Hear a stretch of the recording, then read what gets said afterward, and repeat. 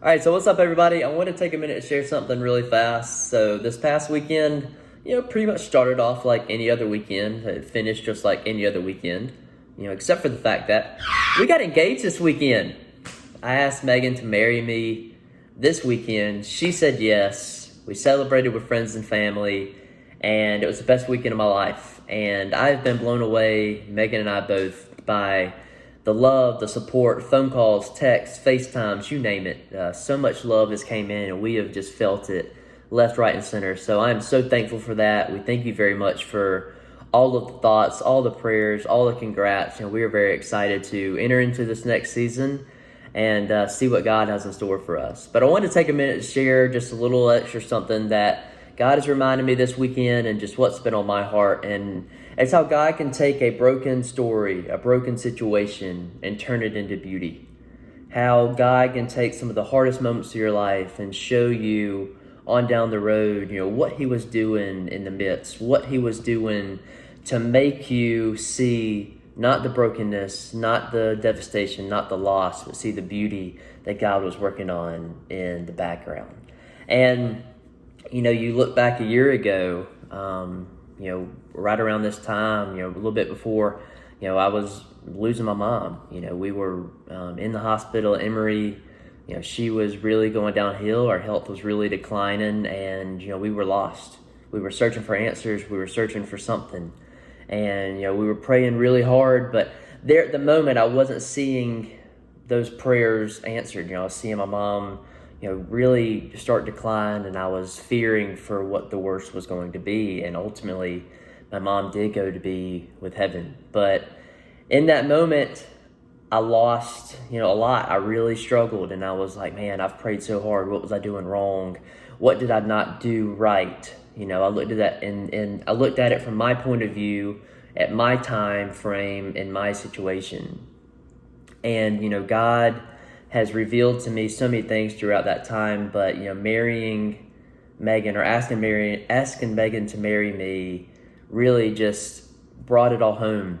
Megan came into my life in 2018. My mom was still sick, but was still at home and still able to operate and do some different things. And we spent a lot of time with her, and Megan saw the decline. Megan saw the path, that the toll that this cancer was taking on my mom, saw that the toll it was taking on me and the family.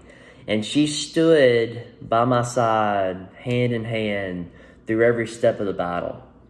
Taking my mom to breakfast, meeting me with my mom and hanging out with her, going to get little things to make her feel better. And even, when she entered into the hospital in Augusta, and then when we got the terrible news she had to go to Emory, and her life was on the line with this new procedure that they were doing.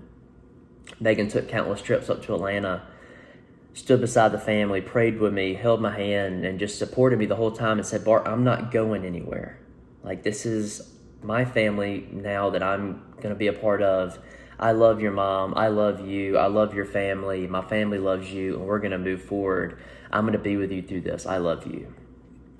And it's that type of love that's blown me away. And, pro tip real quick, when you do propose, gentlemen, you may have a great plan of what to say, but in that moment, it don't matter how great of a speaker you are, you're going to forget how to speak, literally. You're going to maybe even speak a different language. Maybe nothing comes out. You can't even move your mouth.